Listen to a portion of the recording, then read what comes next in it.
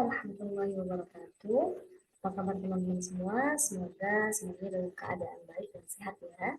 Kembali lagi bersama saya Mirta Hadiana dalam mata kuliah Bahasa Indonesia pertemuan yang kelima. Pada pertemuan kita kali ini, kita akan bersama-sama belajar mengenai paragraf. Mari kita langsung mulai materi. Sebelum itu kita harus tahu nih, paragraf itu apa ya? Paragraf atau alinea merupakan sekumpulan kalimat yang saling berkaitan antara kalimat yang satu dengan kalimat yang lain. Keterkaitan tersebut membentuk satu gagasan yang utuh. Selain itu, paragraf juga bisa kita sebut dengan miniatur sebuah karangan atau karangan singkat. Pertalian antar kalimat dalam satu paragraf mengacu pada satu gagasan yang disebut gagasan utama, pikiran utama, atau juga bisa kita sebut dengan pokok pikiran. Kita masuk ke ciri-ciri dan fungsi dari paragraf. Yang pertama, ciri-ciri paragraf atau karakteristiknya. Setiap paragraf mengandung makna, pesan, pikiran, atau ide pokok yang relevan dengan ide pokok keseluruhan karangan. Selanjutnya, dalam satu paragraf hanya terdapat satu gagasan utama atau satu pokok pikiran. Secara umum, paragraf dibangun oleh sejumlah kalimat. Paragraf merupakan satu kesatuan ekspresi pikiran. Paragraf juga merupakan kesatuan yang koheren dan padu. Kalimat-kalimat yang tersusun dalam paragraf tersusun secara sistematis dan logis. Selanjutnya kita masuk pada fungsi dari paragraf. Yang pertama, paragraf berfungsi sebagai penampung dari sebagian kecil jalan pikiran atau ide pokok keseluruhan karangan. Paragraf memudahkan pemahaman jalan pikiran atau ide pokok pengarang. Paragraf yang tersusun baik, yaitu yang bersifat logis dan sistematis, merupakan alat bantu bagi pengarang ataupun pembaca. Paragraf merupakan alat penyampai potongan-potongan pikiran. Paragraf merupakan penanda pikiran baru mulai berlangsung. Paragraf mengarahkan pembaca dalam mengikuti alur pikiran pengarang serta memahaminya. Paragraf juga memungkinkan pengarangnya melahirkan jalan pikirannya secara sistematis. Bagi para pembaca, kalimat-kalimat yang tersusun secara sistematis itu memudahkan mereka menelusuri dan memahami jalan pikiran pengarang. Selanjutnya adalah syarat-syarat dari paragraf. Ada dua nih syarat dari paragraf. Yang pertama adalah kesatuan. Kalimat-kalimat yang membentuk paragraf ditata secara sedemikian rupa ya, secara cermat, agar tidak ada satupun kalimat menyimpang dari ide pokok paragraf. Apabila terdapat kalimat yang menyimpang dari pokok pikiran itu, paragraf akan menjadi tidak berpautan ataupun tidak utuh. Sebaiknya kalimat yang menyimpang tersebut dikeluarkan dari paragraf, misalnya pada contoh berikut ini. Ya, di sini ada 6 kalimat ya. Jateng sukses. Kata-kata ini meluncur gembira dari pelatih regu Jateng setelah selesai di pertandingan final Kejurnas tinju amatir. Minggu malam di Gedung Olahraga Jateng, Semarang. Kota Semarang terdapat di pantai utara Pulau Jawa, ibu kota provinsi Jateng. Ya. Di sini tulisannya bukan provinsi ya, harusnya provinsi pakai V. Ya. Nah, yang akan kita soroti di sini adalah kalimat yang ketiga. Kalimat pertama menceritakan bahwa Jateng sukses karena memenangkan Kejurnas tinju amatir gitu ya. Tapi di kalimat yang ketiga, meskipun masih berkaitan dengan Jateng dan Semarang, tapi tidak berkaitan dengan pokok pikirannya, yaitu tentang pertandingan yang dimenangkan oleh regu tinju amatir. Gitu. Jadi kalimat ketiga ini sebaiknya dan harus dikeluarkan dari paragraf. Selanjutnya adalah syarat yang kedua, yaitu kepaduan. Paduan paragraf dapat terlihat melalui penyusunan kalimat-kalimat yang logis dan melalui ungkapan-ungkapan pengait antar kalimat atau paragraf. Urutan yang logis akan terlihat dalam susunan-susunan kalimat dalam paragraf. Dalam paragraf tidak ada kalimat-kalimat yang sumbang atau keluar dari permasalahan yang dibicarakan. Untuk mewujudkan kepaduan paragraf dibutuhkan pengaitnya nih. Ada 3 pengait dalam paragraf. Yang pertama, ada kata penghubung atau konjungsi. Yang kedua, ada kata ganti. Dan yang ketiga, ada kata kunci atau pengulangan kata yang dianggap penting. Gitu ya. Kalau kata penghubung ini bisa dalam kalimat atau antar kalimat. Contohnya dan, atau, tetapi, meskipun, walaupun, kemudian, dan sebagainya ya. Selanjutnya, setelah syarat kita masuk ke unsur pembangun sebuah paragraf. Unsur pembangun sebuah paragraf adalah tidak lain dan tidak bukan adalah kalimat ya. Kalimat-kalimat yang ada dalam paragraf membentuk satu kesatuan yang utuh dan padu. Kalimat dalam paragraf tidak boleh berdiri sendiri. Oleh karena itu, setiap kalimat memiliki fungsi yang berbeda. Namun, kalimat itu mengacu pada gagasan utama paragraf. Oke, fungsi kalimat dalam paragraf ya, karena kalimat dalam paragraf itu tidak boleh satu, jadi fungsinya beda-beda dalam kalimat, dalam paragraf. Ada yang berfungsi sebagai kalimat utama, ada yang sebagai kalimat penjelas, ada yang sebagai kalimat pengembang, ada yang sebagai kalimat penegas, dan ada yang sebagai kalimat penutup.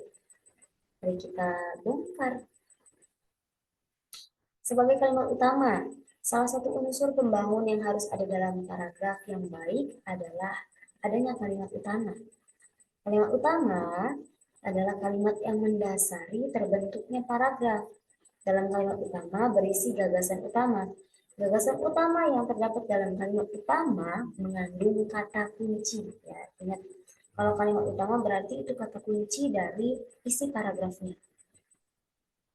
Secara umum, kalimat utama yang berisi gagasan utama terletak di awal paragraf atau di kalimat pertama. Tidak menutup kemungkinan juga kalau kalimat utama ini ada di tengah, ada di akhir. Tapi dimanapun letaknya, kalimat utama, gagasan utama dalam suatu paragraf itu hanya ada satu. Kalimat-kalimat lainnya nanti menduduki fungsi yang lain, ada yang pengembang, ada yang penjelas, ada yang penutup. Selanjutnya, ini merupakan contoh dari kalimat utama. Sial benar sehari ini. Lalu ada yang kedua, harga barang-barang bergerak naik. Contoh kalimat pertama menyatakan kesialan seseorang. Kesialan tersebut baru berupa pernyataan abstrak yang harus diuraikan ke dalam contoh-contoh yang lebih konkret atau membutuhkan kalimat penjelas. Karena kesialan ini masih umum ya, dia butuh kalimat penjelas. Sialnya seperti apa, karena apa dia merasa sial, seperti itu. Demikian pula contoh kalimat kedua, kalimat tersebut masih bersifat umum nih, sehingga perlu diperjelas berapa naiknya untuk tiap barang agar pengertian yang sampai kepada pembaca atau pendengar ya, dapat menjadi lebih jelas. Selanjutnya kalimat penjelas. Kalimat penjelas berupaya memperjelas kalimat utama. Dengan demikian, kalimat penjelas adalah kalimat yang berfungsi menerangkan gagasan utama. Jumlah kalimat penjelas setiap paragraf tidak ada ketentuan berapa banyaknya. Banyaknya kalimat penjelas bergantung pada kebutuhan gagasan utama. Berdasarkan hal tersebut, jumlah kalimat penjelas bisa lebih dari satu. Untuk itu, penulis harus bisa membuat kalimat penjelas berapapun, akan tetapi meskipun banyak nanti jadi kalimat penjelasnya harus tetap padu dalam membangun sebuah paragraf tersebut. Selanjutnya adalah kalimat pengembang. Kalimat pengembang di sini diartikan atau difungsikan sebagai penjalin paragraf sebelumnya dengan paragraf berikutnya. Hal ini dimaksudkan agar hubungan antara paragraf menjadi baik, jelas, logis, atau harmonis. Selanjutnya adalah kalimat penegas ya. Jadi ke pengembang, sekarang penjelas, penegas. Kalimat penegas adalah kalimat yang berupaya untuk menegaskan mengenai gagasan utama. Hal ini bertujuan untuk meyakinkan kepada pembaca mengenai informasi utama yang disampaikan kepada pembaca melalui paragraf tersebut. Kalimat penegas dapat juga merupakan kalimat yang berisi simpulan dari kalimat-kalimat yang mendahulunya. Berikut ini merupakan contoh kalimat penegas. Mari kita lihat contohnya. Ini kalimatnya ya, paragrafnya. Sekolah akan memulangkan para siswa pada beberapa jam lebih awal karena guru-guru harus mengadakan rapat. Lembar pengumuman yang berisi berbagai pertimbangan bahwa beberapa jam pelajaran harus dikurangi dan siswa diminta untuk belajar sendiri, dirasa tidak penting bagi siswa. Pada hari ini sekolah diakhiri pukul 9.30 dan siswa diperbolehkan pulang lebih awal. Kalimat yang ditunggu adalah kalimat penegas atau kesimpulannya nih, yaitu pada hari ini sekolah diakhiri pukul 9.30 dan siswa diperbolehkan pulang lebih awal. Tuh, maksud dari kalimat penegas. Oke, membangun dan mengembangkan paragraf. Kesulitan menulis, mengarang, atau membuat paragraf dirasakan banyak orang. Tidak hanya siswa nih ya, pelajar dan mahasiswa sering merasakan bahwa mengarang atau menulis itu sulit. Hal ini juga dirasakan oleh guru maupun dosen. Ya. Kesulitan menulis dapat disebabkan oleh berbagai hal. Kesulitan menulis disebabkan salah satunya ya, atau salah banyaknya, di antaranya adalah kurangnya penguasaan kosakata. Penguasaan materi yang akan ditulis, kurangnya berlatih menulis juga. Kemalasan menulis, ataupun kurangnya pemahaman penulis mengenai paragraf. Berkaitan dengan problema di atas, muncul pendapat bahwa menulis itu sulit. Sebenarnya pendapat itu tidak perlu terjadi apabila kita mau berlatih menulis secara terus-menerus, memiliki keberanian menulis, atau memiliki rasa tidak takut salah. Menulis merupakan sebuah proses. Hal ini dapat diartikan bahwa tulisan yang baik tidak mungkin dilakukan dengan sekali menulis langsung bagus, langsung jadi, langsung diterima gitu ya.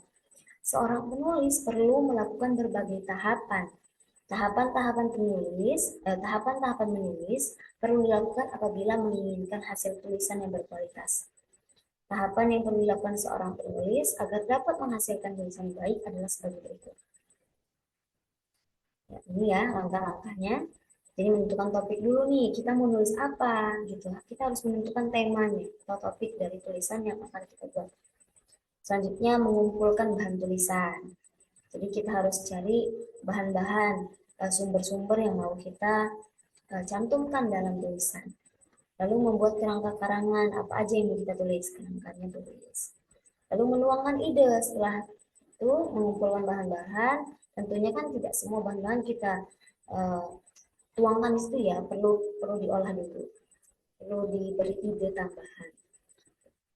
Yang kelima, membaca kembali paragraf yang sudah dibuat, menandai ejaan, tanda baca, diksi, kalimat atau yang lainnya jika dirasa perlu untuk diperbaiki. Lalu yang keenam, setelah dibaca ulang, diperbaikilah tulisan tersebut berdasarkan hal-hal yang lain. Yang ketujuh, penulis melakukan kegiatan kelima dan keenam secara berulang. Atau bisa juga paragraf yang kita buat minta tolong ke orang lain untuk dibaca. Kira-kira mereka paham nggak dengan paragraf yang kita buat, dengan ide yang kita tuangkan. Seperti itu sangat membantu ya.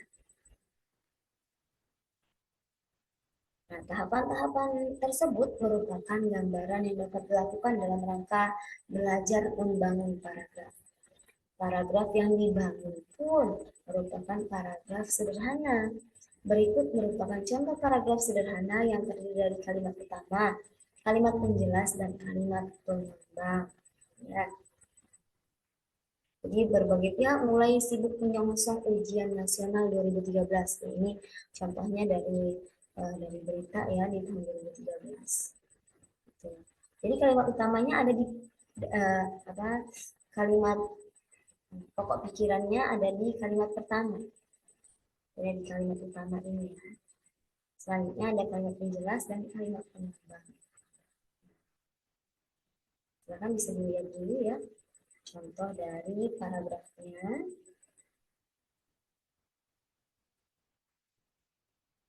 Baik, itu tadi penjelasan dari saya mengenai paragraf.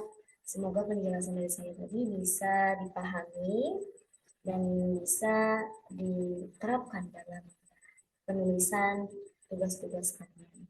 Ya. Sekian dari saya. Mohon maaf apabila masih terdapat banyak kekurangan. Wassalamualaikum warahmatullahi wabarakatuh.